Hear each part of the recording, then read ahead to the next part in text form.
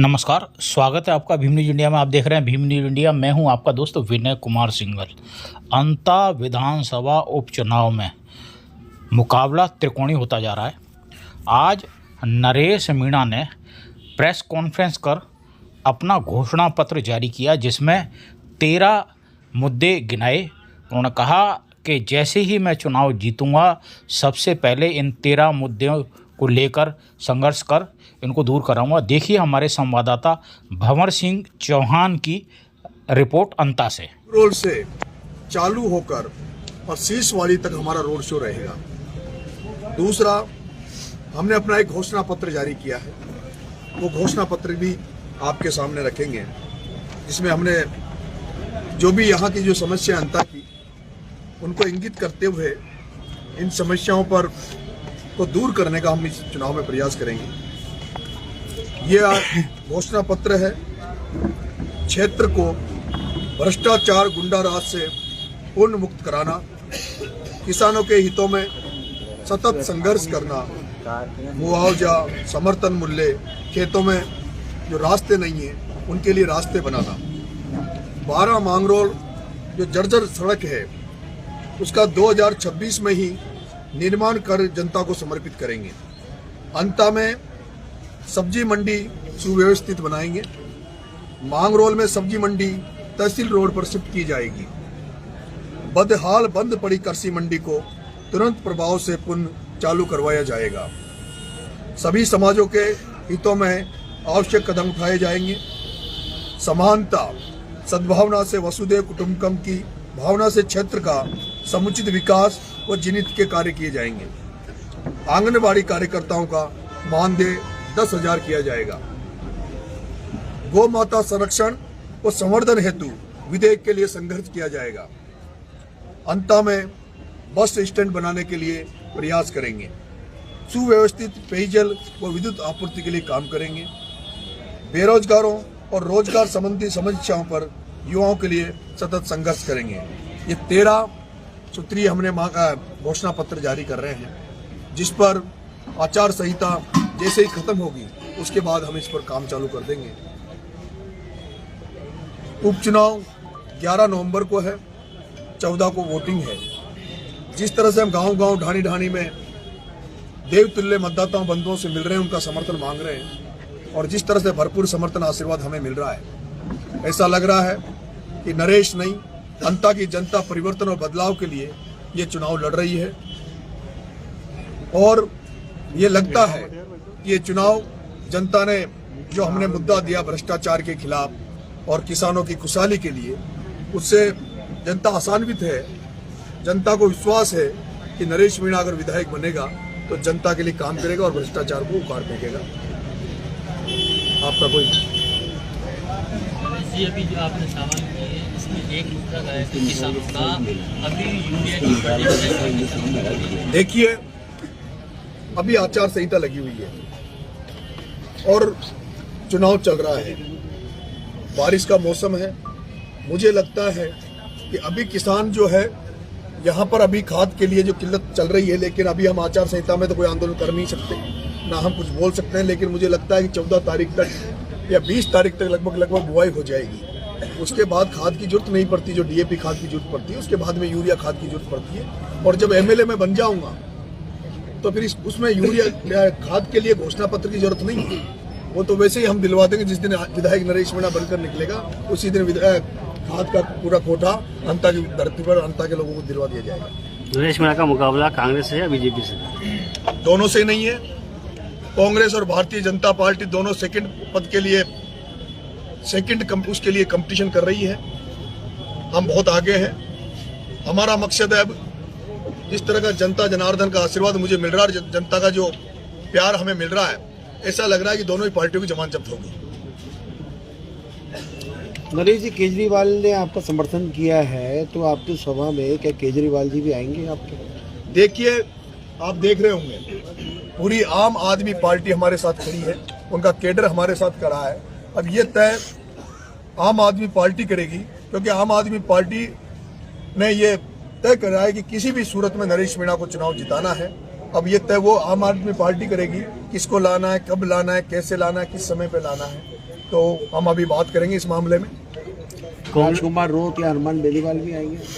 देखिए, मैं third front से लड़ रहा हूँ, चुनाव निर्दलीय लड़ रहा हूँ। मैं ये मानता हूँ कि जो भी कांग्रेस और बीजेपी से इतर जो समझते हैं, जो बदलाव चाहते हैं, राजस्थान में तीसरा मोर्चा देखना चाहते हैं या तीसरे विकल्प के रूप में देखना चाहते हैं, उनको सबको मैंने आमंत्रित किया। अगर वो आते हैं तो स्वागत है। कांग्रेस के प्रत्याशी कहते हैं कि नरेश मीणा बीजेपी के टूल बनकर काम कर रहे हैं, तो चुनाव लड़ते हैं। देखिए, मैंने तो बीजेपी की राज में 8 महीने जेल टोंक में काटी, 40 दिन मैंने झालावाड़ की जेल काटी।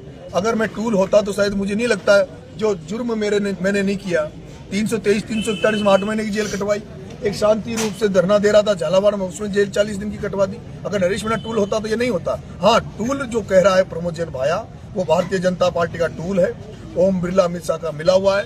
और यही कारण है कि उसमें 18 मुकदमे फ्रॉड के होने के बावजूद भी, डबल इंजन की सरकार होने के बावजूद भी उस प्रमोद जैन भाया पे कोई कार्रवाई नहीं हुई। आज दुर्भाग्य की बात है कि जहां कांग्रेस और विपक्ष पर जिस तरह से ईडी सीबीआई आती है, हमने देखा केजरीवाल साहब को जेल में डाला, हमने देखा हेमंत सोरेन को जेल में डाला, राजस्थान में प्रताप सिंह खाचरियावास के घर ईडी सीबीआई जा सकती है।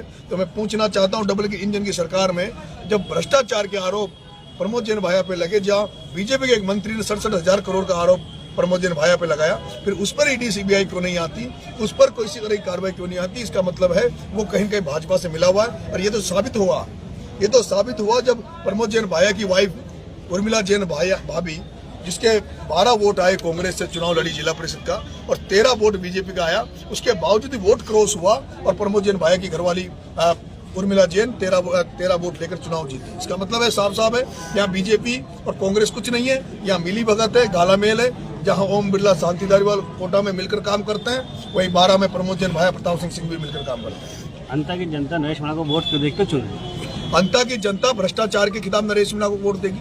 अंता की जनता जो यहाँ पे जो फसलें चौपट हो गई, आज दिन तक मुझे दुर्भाग्य की बात यह है कि अन्नपूर्णा नगरी कहा जाता है 12 को, उसके बावजूद भी आज दिन तक किसानों के फसल बीमा की किसी ने बात नहीं की। आज दिन तक समर्थन मूल्य पे किसानों की किसी ने बात नहीं की। आज दिन तक हर साल खाद की दिक्कत आती है, लाइट की दिक्कत आती है। जहां रेगिस्तान में इंदिरा गांधी नहर बरसों पहले आ सकती है, जहां ईआरसीबी 5 साल पहले ईआरसीबी की चर्चा चली और उसके बाद नौनेरा इसरदा बन गया, बहुत गति से काम चल रहा है। लेकिन हाड़ौती में परवन वरद परियोजना का हम वर्षों से नाम सुन रहे, परवन परियोजना बनेगी और पानी आएगा, लेकिन आज भी बपौर से चौकी से लेकर सुंदलक और थामली तक आज भी खेत सूखे पड़े, प्यासे पड़े, आज भी इंतजार किया जा रहा है। इसलिए जनता देख रही है कि अब तक जिनको ढोया है, जिनको बनाया है, जिन्होंने केवल यहाँ व्यापारीकरण की राजनीति करी है, जिन्होंने राजनीति को पैसा कमाने का धंधा बना लिया है, उनको बदलकर, उनको हटाकर अंता की जनता चाहती है, अंता ही नहीं पूरी हाड़ौती की जनता चाहती है कोई बदलाव हो, कोई परिवर्तन हो। एक ऐसे युवा को, ऐसे व्यक्ति को चुनाव मौका दिया जाए जिसने पूरी जिंदगी संघर्ष में निकाल दी, जो जनता के लिए जेल जाता है, जनता के लिए मुकदमे खाता है, जो नंगे पैर जनता के लिए सड़कों पर उतर रहा है, उस व्यक्ति को चुनकर विधानसभा में भेजने का मन यहाँ की जनता ने बनाया है। मतलब नरोड़ आए थे जनता में, उनका कहना है कि वसुंधरा कार्यकाल में 12 जिले में कई ऐतिहासिक कार्य हुए जिससे जनता भाजपा को चुनेगी। आप पुरानी बातों को तो छोड़िए, अभी कुछ ही दिन पहले पिपलोदी में 7 बच्चे भ्रष्टाचार की भेंट चढ़ गए और वहाँ कहाँ थे वसुंधरा जी? जहाँ 50 लाख रुपए उदयपुर की घटना में दिए गए, जहाँ 50 लाख रुपए जयपुर में दिए गए, वसुंधरा जी का खुद का क्षेत्र था, खुद का लोकसभा क्षेत्र था, 7 बच्चे मर गए और उनको क्या मुआवजा मिला? 5 बकरियां दी। आज फिर दुर्घटना हुई है, आज फिर बच्चे मर गए। तो ये क्या हो रहा है? ये वसुंधरा जी का दुख होता है। जो ओम बिरला लोकसभा स्पीकर है, भारत के 3रे नंबर पर पद पे बैठा है और आज हाड़ौती का किसान खाद के लिए लाइन में लग रहा है। ओम बिरला 3rd नंबर पर बैठा है, उसके बावजूद भी हाड़ौती का किसान फसल बीमा के पैसे के लिए भटक रहा है। वसुंधरा राजे 2 बार की मुख्यमंत्री रही, 5 बार खुद सांसद रही, 5 बार उनका बेटा सांसद रहा, उसके बावजूद भी मांगरोल से लेकर अंता की सड़क टूटी पड़ी है, अंता में बस स्टैंड नहीं है। इसका जिम्मेदार कौन है? इसका जिम्मेदार वसुंधरा राजे सिंधिया है, उनका बेटा दुष्यंत सिंह है। हमने तो एक घोषणा पत्र जारी किया है, अगर नरेश मीणा एमएलए बन जाएगा तो इस घोषणा पत्र में जो 13 बातें हमने लिखी है उसको पूरा 2.5 साल में पूरा करा कर दिखाएगा। भाया ये भी कह रहे हैं कि छबड़ा में जब आपको हार का मुंह देखना पड़ा, उसके बाद में आप छबड़ा नहीं गए। ऐसा है, आपको पता होगा 2 साल हुए चुनाव हुए, जिसमें 9 महीने तो नरेश मीणा ने जेल में काट दिए। और तीसरा, नरेश मीणा जब छबड़ा से चुनाव लड़ा, उसके बाद जब भी कोई घटना हुई, नरेश मीणा ने वहाँ प्रेजेंस दी, वहाँ एक हत्या हुई, हम हरनावदा में नरेश मीणा वहाँ पहुंचा, 24 घंटे के अंदर अंदर हत्यारों को जेल में भिजवाया। एक लड़का वहाँ मर गया, क्या नाम से, एक थर्मल में। नरेश मीणा को उसको न्याय दिलाने पहुंचा। नरेश मीणा जब वहाँ पे प्रताप सिंह सिंघवी ने जब बिजली के को लेकर किसानों को परेशान किया जा रहा था, डीपीआर उठा रहे थे, नरेश मीणा वहाँ जाकर गया और उनकी डीपीआर रुकवाई। उसके बाद मैं देवली उनियाला चला गया, उसके बाद जेल काट रहा हूँ। अगर मौका अभी पूरे आप यहाँ देखिए, छबड़ा से हजारों लोग मेरे प्रचार में लगे हुए हैं। अशोक चांदना ने भी कहा जिन लोगों का साथ दिया है उन लोगों को परेशान किया जा रहा है। ऐसा है, उस अशोक चांदनी से पूछना कि कांग्रेस क्या कर रही है। पिपलौदी में कांग्रेस कहाँ मर गई थी? वो जो जमुआ रामगढ़ में एक आदिवासी लड़का मरा, और आदिवासी लड़का मरा, नरेश मीणा ने वहाँ धरना दिया। और दुर्भाग्य की बात तो यह है कि जब नरेश मीणा ने वहाँ धरना दिया, एक जिला अध्यक्ष था कांग्रेस का गोपाल मीणा, कांग्रेस का जिला अध्यक्ष गोपाल मीणा, जिसकी पुलिस वालों ने चामड़ी को काला कर दिया था। उसके बावजूद डोटासरा ना तो डोटासरा दिखा, ना चांदना दिखा, ना कांग्रेस नजर आई। नरेश मीणा सड़कों पे नजर आ रहा है, राजेंद्र जी गुड्डा सड़कों पे नजर आ रहे हैं। कांग्रेस तो कहीं नजर ही नहीं आ रही। यहाँ तो नजर वो आ रहे जो निर्दलीय एमएलए या थर्ड फ्रंट के लोग हैं। धमकी भरा पत्र था जो उसमें आपसी षड्यंत्र था, कुछ आपसी मतभेद थे लोगों ने, वो मेरा नाम यूज करके उन्होंने, और उसमें भी ये मन था उनका। हो सकता है वो भी कहीं ओम बिरला कोटा से उस लड़के को पकड़ा गया है। उसमें कोटा में ओम बिरला और प्रमोद जैन भाई जिस तरह की राजनीति करते हैं, उनको पता है पूरा मुस्लिम समाज नरेश मीणा के साथ खड़ा है, उनको पता है पूरा धाकड़ समाज नरेश मीणा के साथ खड़ा है। उसमें जिसने धमकी लिखी वो धाकड़ समाज का लड़का था, जहां से पैसा उठाना था वो मुस्लिम समाज का लड़का था। और देखो आप, उस धमकी के बाद उस मुस्लिम लड़के को उठा लिया गया था पुलिस द्वारा, धाकड़ समाज के लड़के को उठा लिया गया था, ताकि नरेश मीणा पे इल्जाम लग जाए कि देखो नरेश मीणा धाकड़ समाज के बेटे को मुस्लिम समाज के व्यक्ति को जेल भेज रहा है। लेकिन हमने, हमारा इनपुट जो था, हमने बताया कि ये व्यक्ति है, इतने बजे ये डाक बंगले में गया है। उसके बाद जांच हुई, उसको गिरफ्तार किया, उसके बाद सामने आ गया कि वो व्यक्ति कोटा से बंद हुआ। और उसके बाद हमने वो जो धाकड़ समाज का लड़का बंद था, जो मुस्लिम समाज का लड़का था, मैंने आईजी साहब से बात करी, बोला साहब ये लोग निर्दोष है। उसके बाद उनको छुड़वाया। मदन दिलावर ने बोला है नरेश मीणा अभी बच्चा है। अब ये तो 14 तारीख को पता लगेगा। पूरी भाजपा पड़ी है, पूरी कांग्रेस पड़ी है, बच्चा कौन है तो 14 तारीख को रिजल्ट जब आएगा तो पता लगेगा। स्टार प्रचारक के रूप में आपके साथ पिपलौदी के मुख्यमंत्री परिवार के, बिल्कुल वो बच्चों के जो परिजन थे, जिनकी जब सरकार ने मदद नहीं की, जिसकी जब विपक्ष ने मदद नहीं की, आज ये देखिए कि आज वो सारे उनके परिजन मेरे लिए खुद के खर्चे पे आकर गांव-गांव में घूम रहे हैं, इलाके में घूम रहे हैं और मेरे लिए वोट मांग रहे हैं। तो मैं उनका आभार व्यक्त करता हूँ। किसी ने तो कम से कम आज के युग में तो ये भी है कि किसी की मदद करो, वो भी पता नहीं साथ आए कि नहीं आए, लेकिन वो आज मेरे साथ खड़े हैं।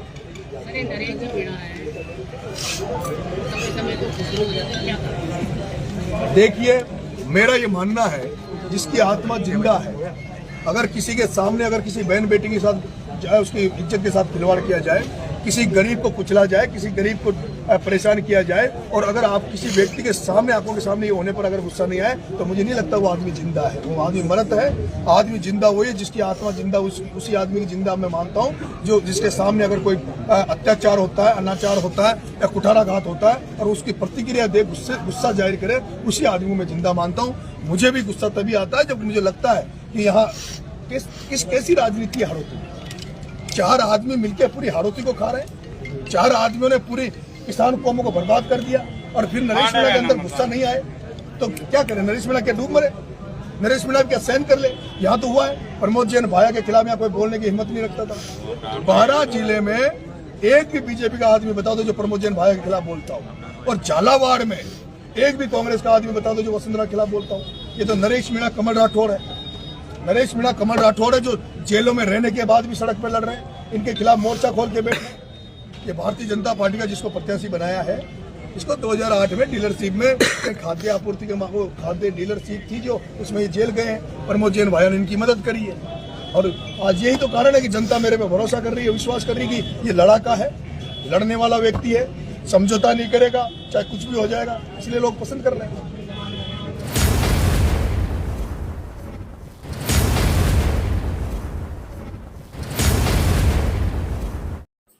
आप देख रहे थे भीम न्यूज़ इंडिया। यदि आपको हमारे द्वारा दिखाई गई खबरें पसंद है तो प्लीज़ हमारे चैनल को यूट्यूब पर सब्सक्राइब कीजिए, लाइक कीजिए, शेयर कीजिए, कमेंट्स कीजिए। आने वाले नोटिफिकेशन के लिए बेल आइकन का बटन दबाना ना भूलें। देखते रहिए Bhim news India. Bhim news India के फेसबुक पेज, ट्विटर यानी एक्स और टेलीग्राम पर भी फॉलो कर सकते हैं। बने रहिए हमारे साथ। आपका बहुत बहुत धन्यवाद।